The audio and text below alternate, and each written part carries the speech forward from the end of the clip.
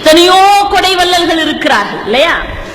அதியன் இருக்கிறான், பேகன் இருக்கிறான், பாரி இருக்கிறான், காரி இருக்கிறான், ஓரி இருக்கிறான். இத்தனை பேரையும் விட்டு விட்டு வள்ளலார் மனுமுறை கண்ட வாசகம் எழுதினார். ஏன்னா தன் குலத்தையே நீதிக்காக கொடுக்க தயாராயிருந்தவன் எவன் ஒருவனோ அவன்தானே நீதிக்கு கட்டுப்பட்டவன். இப்ப இறைவன் யார்? அவன் எப்படி இருக்கிறான்?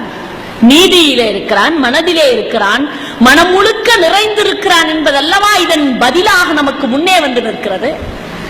அதனால கண்ணதாசன் போய் கேட்டாங்க, இறைவன் எப்படி பார்ப்பார்?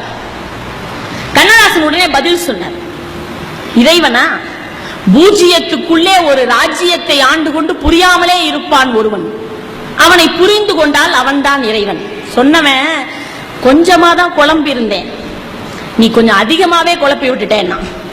ஏன்னா பூஜ்ஜியத்துக்குள்ளே ஒரு ராஜ்யத்தை ஆண்டு கொண்டு புரியாமலே இருப்பான் ஒருவன். அவனை புரிந்து கொண்டால் அவன்தான் இறைவன். புரியலையப்பா. தென்னையில நீருக்குள்ளே தேங்கி உள்ள ஓட்டுக்குள்ளே தேங்காயை போல் இருப்பான் ஒருவன். அவனை தெரிந்து கொண்டால் அவன்தான் இறைவன். வெள்ளருவிக்குள்ளிருந்து மேலிருந்து கீழ் விழுந்து உள்ளுயிரை சுத்தம் செய்வான் ஒருவன். அவனை உணர்ந்து கொண்டால் அவன்தான் இறைவன். வானவெளி பட்டணத்தில் வட்டமதி சக்கரத்தில் ஞானரதம் ஓட்டி வரும் ஒருவன். அவனை நாடி சென்றால் அவன்தான் இறைவன். 5 மலர் காட்டுக்குள்ளே ஆசை மலர் பூத்திருந்தால் நெஞ்ச மலர் நீக்கிவிடும் ஒருவன். அவனை நினைந்து கொண்டால் அவன்தான் இறைவன். கற்றவர்க்கு கண் கொடுப்பான், அற்றவர்க்கு கை கொடுப்பான், பெற்றவரை பெற்றெடுத்த ஒருவன். அவனை பின்தொடர்ந்தால் அவன்தான் இறைவன். பஞ்சுபடும் பாடுபடும் நெஞ்சுபடும் பாடறிந்து அஞ்சுதலை தீர்த்து வைப்பான் ஒருவன். அவன்தான் ஆறுதலை தந்தருளும் இறைவன். முதலினுக்கு மேலிருப்பான், முடிவினுக்கு கீழிருப்பான், உதவிக்கு ஓடி வரும் ஒருவன். அவனை உணர்ந்து கொண்டால் அவன்தான் இறைவன். கோழிக்குள் முட்டை வைத்தான், முட்டைக்குள் கோழி வைத்தான், வாழைக்கும் கன்று வைத்தான் ஒருவன். அந்த ஏழையின் பேர் உலகில் இறைவன். சின்னஞ்சிறு சக்கரத்தில் ஜீவன்களை சுற்ற வைத்து தன்னை மறந்தே இருக்கும் ஒருவன். அவனை தழுவிக்கொண்டால் அவன்தான் இறைவன். கோழிக்குள் முட்டை வைத்தான், முட்டைக்குள் கோழி வைத்தான், வாழைக்கும் கன்று வைத்தான் ஒருவன். அந்த ஏழையின் பேர் உலகில் இறைவன். தான் தான் பெரும் வீரர் என்று தலை நிமிர்ந்து வாழ்பவர்க்கும் நாள் குறித்து கூட்டி செல்வான் ஒருவன். அவன்தான் நாடகத்தை ஆட வைத்த தலைவன் முடிச்சு. இறைவன் யாருன்னா, தான் தான் பெரும் வீரர் என்று தலை நிமிர்ந்து வாழ்பவர்க்கும் நாள் குறித்து கூட்டி செல்வான் ஒருவன். அவன்தான் நாடகத்தை ஆட வைத்த தலைவன். இறைவன் அப்படிப்பட்டவன். 8 அடுக்கு மாளிகையை கட்டி வைத்தான், அதை 8 முன்னே 8 அடிக்குள் வந்து படுத்தான். மண்ணை கொட்டியவன் அவனுக்கே வேலி அமைத்தான்.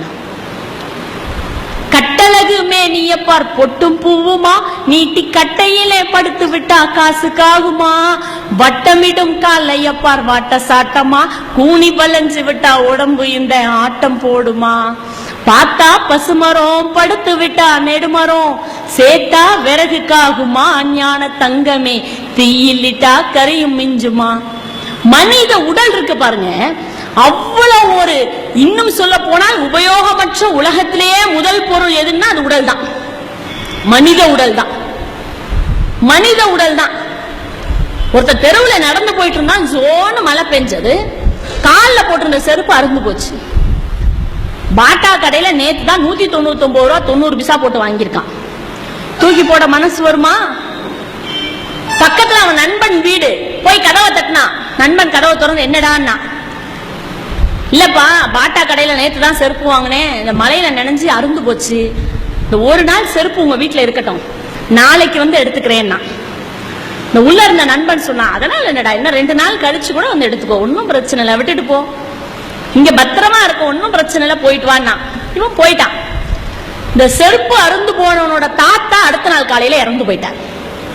ரொம்ப நல்லவர், அன்பானவர், பாசம் மிகுந்தவர், அவனை மார் மேலையும் தோல் மேலையும் தூக்கி போட்டு வளர்த்தவர், இறந்து போயிட்டார். இப்ப அவரை தூக்கிட்டு அந்த வீதி வழியா வர்றாங்க. நேத்து பெய்ததை விட அதிகமா இப்ப மழை பெய்யுது. இந்த அவரை தூக்கிட்டு அதுக்கு மேல போக முடியல. உடனே இவனுக்கு ஒரு யோசனை, ஆஹா நண்பன் வீடு பக்கத்துல இருக்கு, போய் கதவை தட்டி, டே நேத்து அருந்து போன செருப்பையே வச்சுக்கிட்டேன், எங்க தாத்தா நல்லவர், அன்பானவர், பாசம் மிகுந்தவர், என்ன தோல் மேலையும் மார் மேலையும் தூக்கி போட்டு வளர்த்தவர், ஒரு நாள் ராத்திரி இங்க இருக்கட்டும், நாளைக்கு காலையில எடுத்துக்கிறேன், ஒத்துக்குவானா?